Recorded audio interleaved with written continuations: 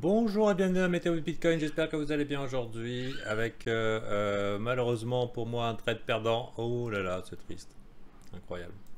Mais surtout inquiétant. Inquiétant de ne pas avoir eu ce petit, de petits répits pendant le week-end. Vraiment ces ventes soutenues. Je veux dire, on a eu quand même 2 jours de tendance baissière avec, alors qu'on avait eu des gros mouvements daily, des grosses augmentations, enfin, ouais, c'était quand même des gros mouvements daily, pour aussi avoir, je me serais attendu quand même à ce qu'on range davantage ici, mais non, a priori, le marché avait l'air pressé d'aller vers le bas. Et de nous dessiner, de nous dessiner une chandelle weekly, mais alors des plus dégueulasses. Alors vraiment, dans mes scénarios les pires, j'imaginais le tweezer top, hein, ici, la double petite chandelle avec des mèches qui seraient, bon, disons, relativement inquiétants. Mais là, pas le temps de niaiser, direction le bas. Ce week-end, il y en a qui ont déchargé tout ce qu'ils ont pu en attendant le pire. Et bon, c'est une chandelle weekly dégueulasse. Qui invalidait mon swing haussier, donc qui était une idée de swing haussier, non pas sur un support, parce que je l'appelle support, mais sur un level weekly, donc sur un niveau weekly pertinent, en général qui me réussit, donc c'est du cadre de l'observation personnelle. Donc je me serais attendu à ce qu'on aurait... on aurait tenu au-dessus de 39 600 par rapport à ce niveau weekly qui me paraissait important et pas mal pour définir mon risque.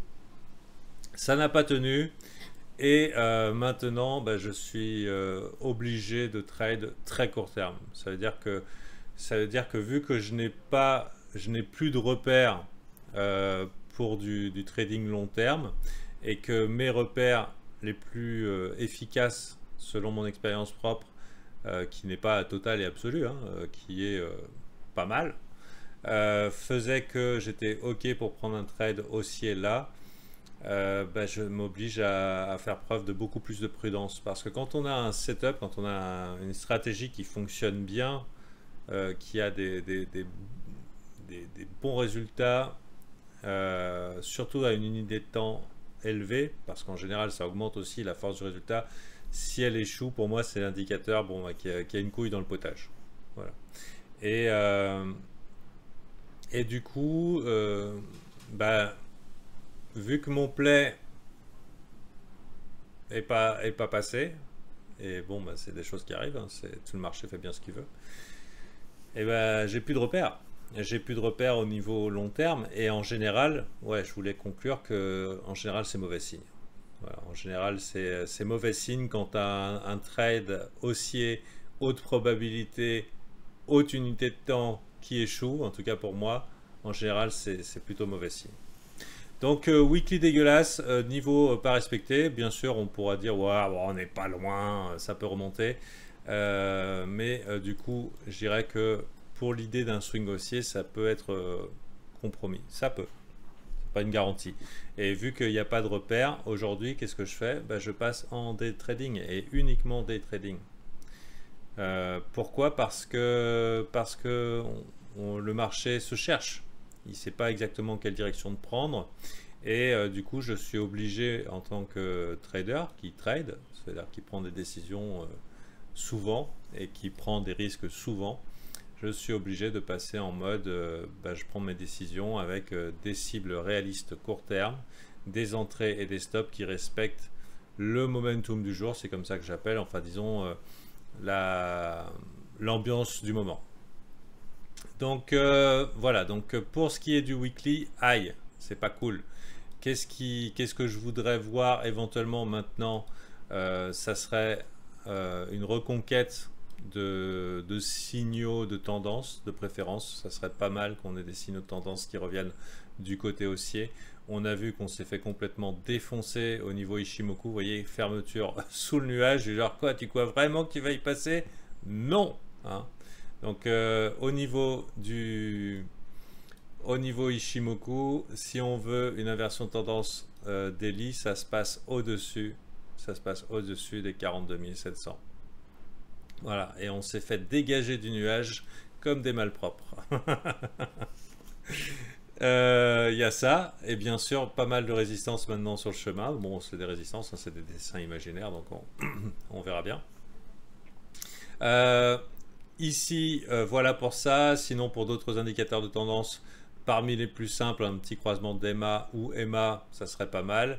Vous voyez ici maintenant qu'ils font office de résistance. On a eu une structure baissière, un M-top, plus un croisement d'EMA. Donc là, tout indique momentum baissier et on va attendre éventuellement que ça se tasse. Ça se tasse, ça veut dire quoi? Ça veut dire que peut-être, oui, c'est un bottom temporaire et peut-être qu'on n'ira pas voir un petit peu de force. On a besoin de voir un dessin de structure et un dessin de structure qui se résume par une réacceptation haussière. Actuellement, de ce que je vois dans les pools de liquidité sur le Bitcoin, c'est que ça a été nettoyé, ça a été bien nettoyé. Et en gros, je ne serais pas surpris qu'en fait le prix soit... Enfin, je ne serais pas surpris. Ça me paraîtrait logique, mais ça me paraissait logique déjà ici, qu'on rentre dans un petit range, qu'on construise un petit peu des positions, le temps que les gens se décident dans quelle direction ils veulent aller et qu'on ait des liquidations de short ou de long. Actuellement, là, il n'y a rien. Donc le marché n'a même pas forcément d'incentif à bouger. On est juste mu par le... Ben, c'est peut-être pire encore. On est mu par le spot. Ça veut dire ça va être est-ce qu'on a des vendeurs spot motivés ou pas? Ça veut dire que même les patrons de manège, même les SAM, même les CZ, ils n'ont pas forcément intérêt à aller ou en haut ou en bas parce qu'il n'y a pas grand-chose à liquider dans les environs. Marché Bitcoin actuellement mode désert. Donc voilà, et pendant que on va probablement se faire balloter, hein, parce que vous voyez, les mouvements sont relativement similaires à ce qui se passe dans les indices. Indice boursier, fin de semaine dégueulasse, ouverture à 4h du matin, enfin 1h du matin chez vous, pam, on rebondit. Pareil pour le Bitcoin. Donc là, pour vous faire état de la situation.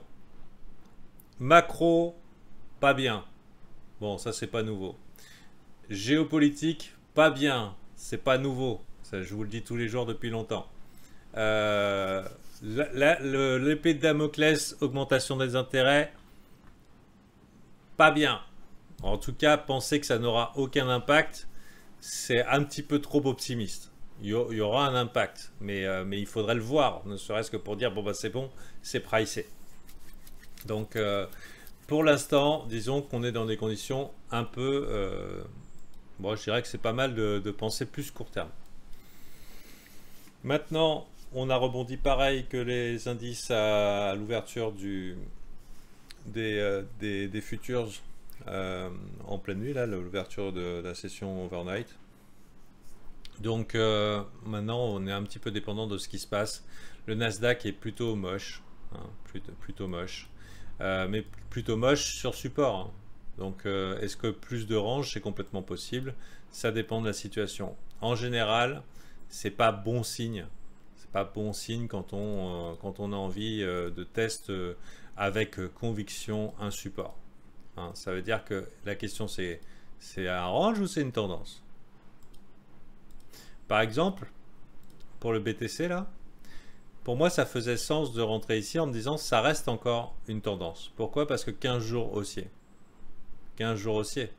Donc deep, hop, on y va, on monte.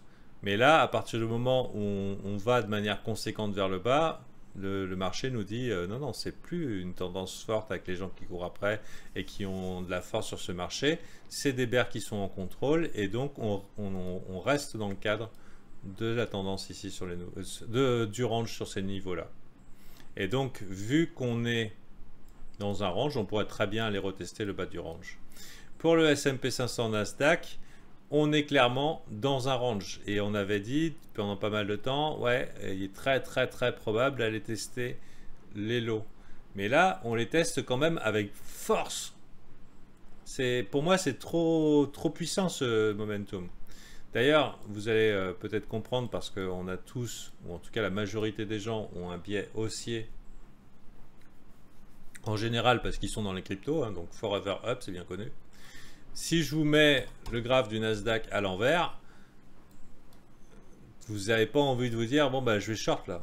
la première chose, c'est oh putain, c'est super bullish. Non, c'est pas super bullish ça.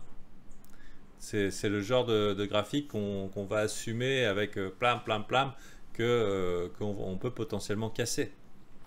Donc voilà.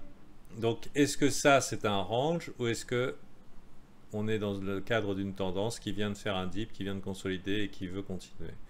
Donc bien sûr, le marché fera bien ce qu'il voudra, mais sachez que c'est pas optimal. Maintenant, j'ai pris un long ce matin.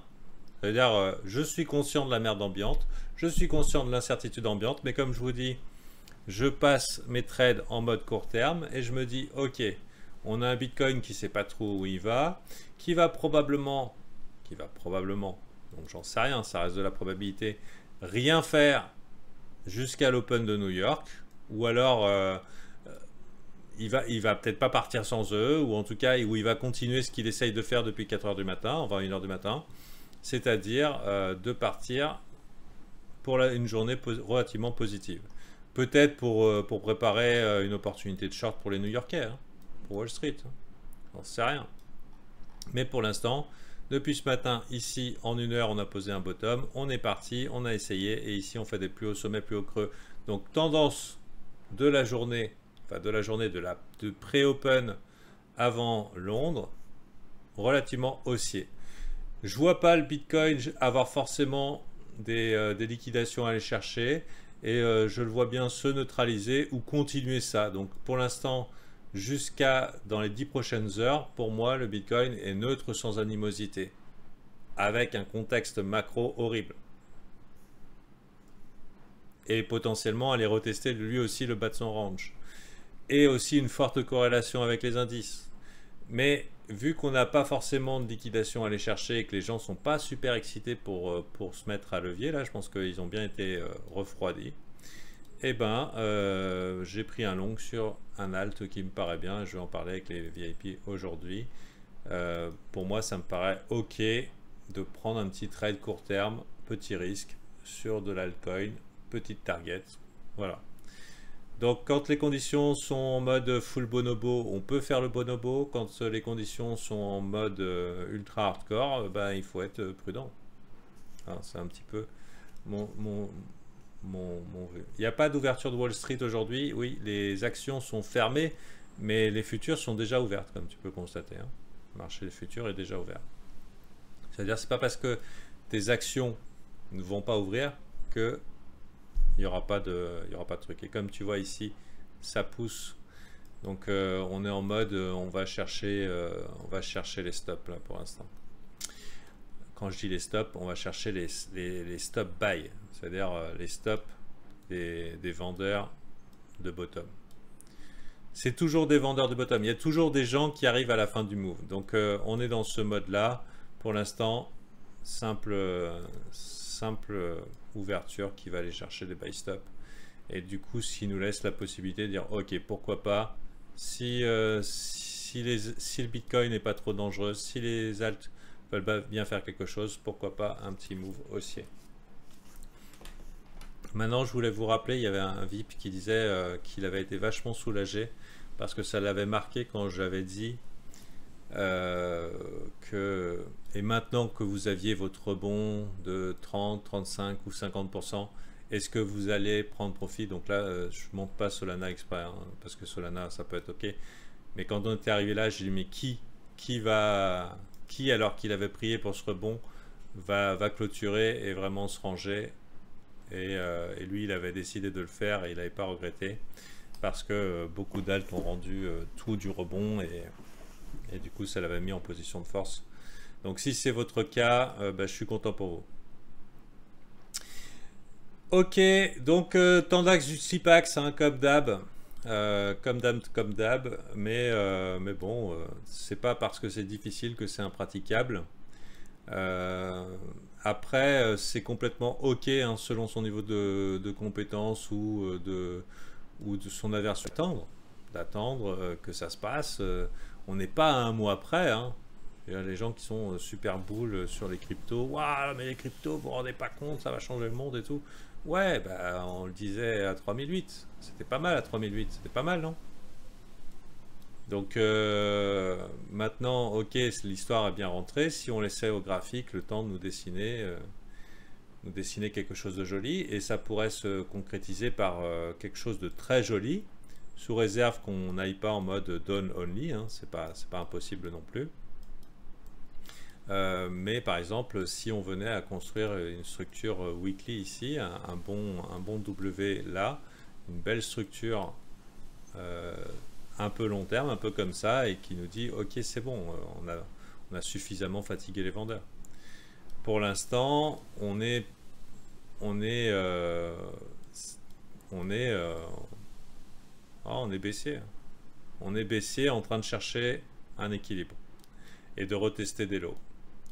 Avec donc on est en range après une belle vague baissière. Donc voilà. Hep, hep, hep, hep, hep. Bon, en attendant, on va espérer que la journée se termine bien. Personnellement, je clôture mon long avant l'ouverture de New York pour voir. Et puis, chaque jour suffit sa peine. On s'adapte ou on meurt. Allez, bonne journée à vous.